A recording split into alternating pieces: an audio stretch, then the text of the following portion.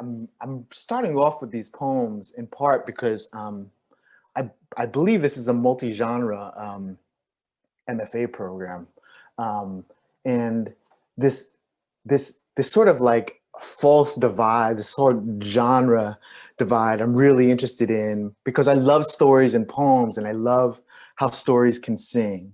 So you know, I wanted to start with a couple of poems that had a kind of a narrative dramatization. um, this is from my adolescence. Hope there are some Prince fans out there. I wrote this because at the Minneapolis AWP, Patricia Smith organized a Prince reading, and she commissioned a bunch of us to write a Prince poem. When Prince was Filipino. It was 1983. I was 14 years old. The night Charmaine Makaiyak led me in secret to the basement kitchen of St. Matt's cafeteria.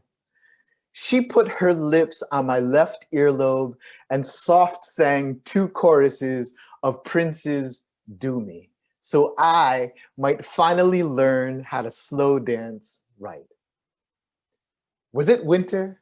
Because the prettiest sophomore at the annual Filipino Family Gala took my hand and an icy wave climbed up my banks. A blizzard wind shook both my alleys and all my leaves fell off my trees. What's a bony, floppy-haired boy to do but keep his eyes wide open, acknowledge the tabernacles of silence built above him, and then open his arms to enter the thick, religious mist of grape hairspray that surrounds the girl who is about to kiss him? Every once in a while, it is good for us to remember there was one February of the last millennium when Prince was Filipino.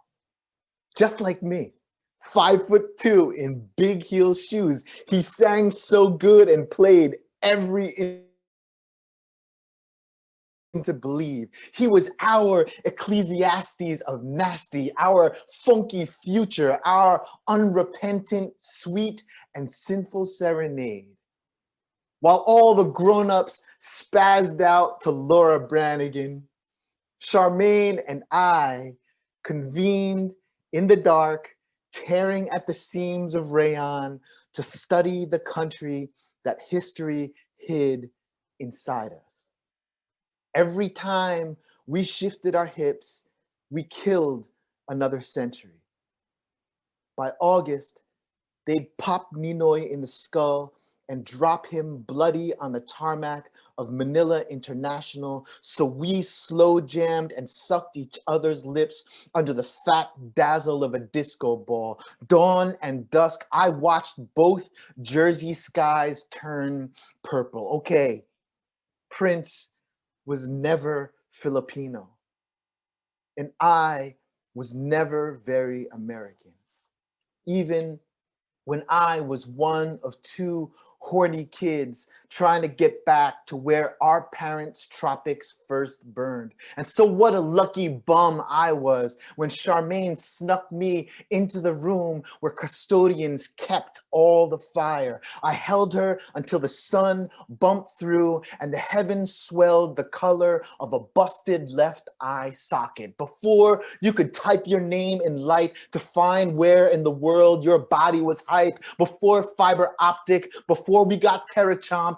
before we hired a machine to count the hits, a girl let me hook one finger into the loop of her tight stonewash Jordache knockoffs, and I brushed my thumb back and forth over the little mile of sweat-cooled skin hiding under the cropped neon tank top riding up her side. She taught me to move.